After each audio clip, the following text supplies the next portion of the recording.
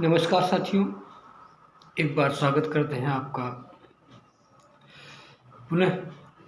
आज का जो विषय है बहुत ही सरल और बहुत ही मार्मिक, कुल मिला के यह कह सकते हैं बहुत ही इम्पोर्टेंट है हमारे जीवन में। आखिर हमारे जीवन में बार बार कष्ट क्यों आते हैं? हम इतने तकलीफ़ के भागी क्यों होते हैं? हमारे पास सब कुछ होते हुए भी हम तकलीफ़ के भागी होते हैं। हमको हमेशा दुख, कष्ट, डर सताए रहता है। आखिर क्यों? तो कभी आपने इस विषय पर सोचा है कि आखिर ये होता काहे को है, कैसे हो जाता है, कैसे इतना तकलीफ होता है हमको, काहे हम इतना परेशान रहते हैं? तो कुल मिला के जब हम देखते हैं, सबसे पहले ढूंढते हैं इसका कारण क्या है। तो कष्ट, डर, तकलीफ हमको होता है हमारी चीज़ों को लेकर।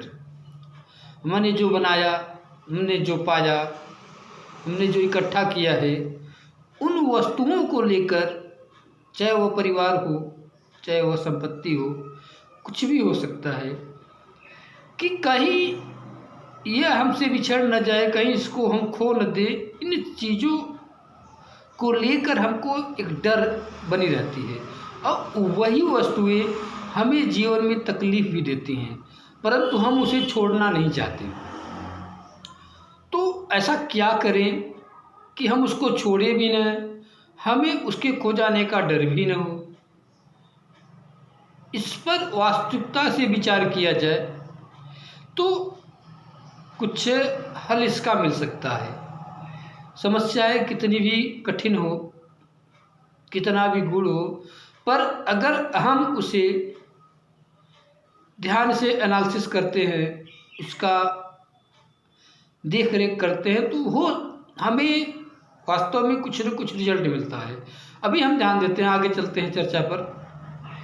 तो इन चीज़ों से मुक्ति पाने के लिए सर्वप्रथम हमको ध्यान देना होगा कि वास्तव में ये चीज़ें हमारी हैं,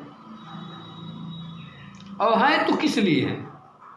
माना चीज़ें हमारी हैं, ये चीज़ें किस लिए, हम इससे दुख पाने के लिए हम हैं, या ये हमें दुखी करने के लिए है? नहीं, हमें इनसे आनंद लेने के लिए। भाई हाँ, आपने गाड़ी लिया, मोटर लिया, घर बनाया, द्वार की संपत्ति बनाई, तो किस लिए? जिससे आपको आनंद आए। कि जब वह आपको कष्ट देने लगे तो आपके लिए हानिकारक है ना। बात को समझो गहराई से। इन चीज़ों को अगर हम एकदम दिमाग से लगाए तो निकलता क्या है कि ये चीज़ें हमारे आनंद के लिए हैं, न कि हमारे कष्ट के लिए हैं। तो इनसे आनंद कैसे लें? पहली चीज़ याद रखिएगा, अगर हम इन्हें अपना मानते हैं, इन्हें खोने का डर रहता है, इन्हें बचाने में लगे रहते हैं, जिस कारण हम तकलीफ़ की भागीदारी होते हैं। भाई हाँ, ये चीज़ें हैं हमारी, पर हमारे उपयोग के लिए, हमको आनंद देने के लिए, तो हम इससे आनंद लेना है। इसकी खो जाने के डर को त्याग दें।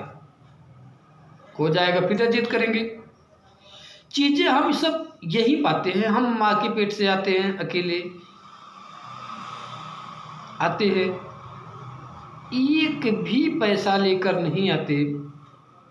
ध्यान देना, सारी चीज़ें हमें यहीं मिलती हैं, इसी धरती पर। कोई सिखाता है कि माँ है, बाप है, भाई है, बहन है, मित्र है, यार है, ये सब चीज़ें हमको यहीं सिखाई जाती है, यहीं से हम पाते हैं और वापस यहीं छोड़ जाते हैं। तो बीच का जो गैप है, आने और जाने के बीच का जो गैप है, उसमें जो चीज़ें हमें मिली हैं, उसका सिर्फ और सिर्फ आनंद उठाया जाए।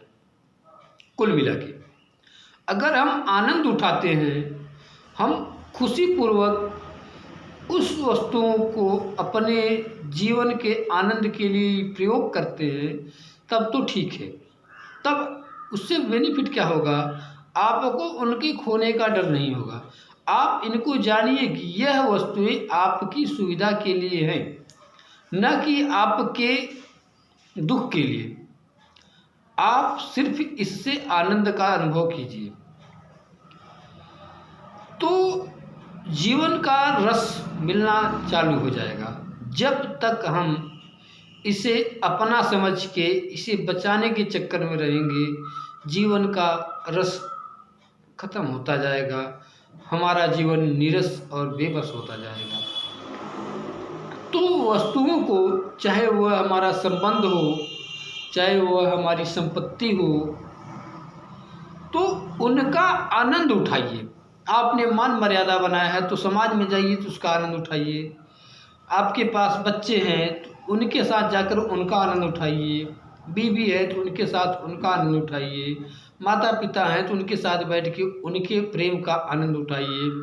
संपत्ति आपने बनाया है तो उससे खर्च करके अपने आवश्यक वस्तुओं को खरीदिए जिससे आपको आनंद का अनुभव हो। इस तरीके से अगर हम जिएंगे तो हम जीवन में हमेशा खुशहाल रहेंगे। अगर हम संपत्तियों को, रिश्तों को बचाने के चक्कर में परेशान रहेंगे, खो जाने के डर के चक्कर में परेशान रहेंगे, तो जीवन पर्यंत हम दुखी रहेंगे।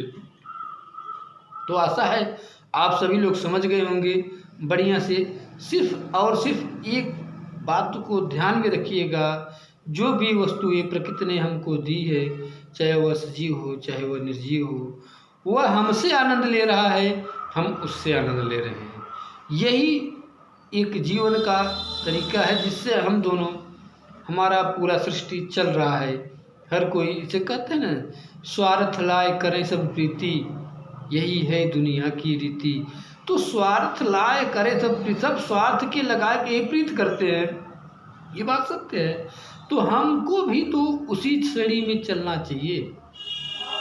हम अपने कर्तव्यों का निर्वहन करते हुए और अपने वस्तुओं का, अपने लोगों के साथ आनंद का अनुभव करते हुए जीवन जीते हैं तो हमारा जीवन सफल होता है, अन्यथा पूरा जीवन निरर्थक हो जाएगा। तो मित्रों, ध्यान रखिएगा इस बात का कि जीवन किसी भी तरीके से निरर्थक ना होने पाए, अमूल्य है, दोबारा मिले या ना मिले। धन्यवाद।